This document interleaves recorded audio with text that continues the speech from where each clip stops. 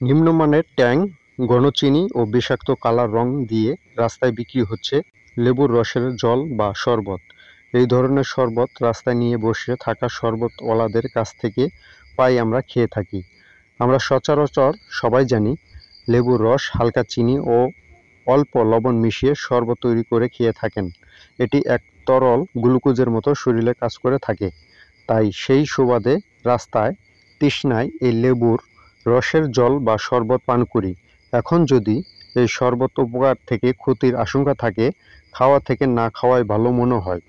এছাড়া শরবতওয়ালা বা যে এই লেবুর রসের শরবত বিক্রি করে সে যদি নিম্নমানের ট্যাং, ঘন চিনি ও বিষাক্ত কালার রং না দিয়ে লেবুর রস, হালকা চিনি ও বিট লবণ দিয়েও সুস্বাদু করে বিক্রি করতে পারেন।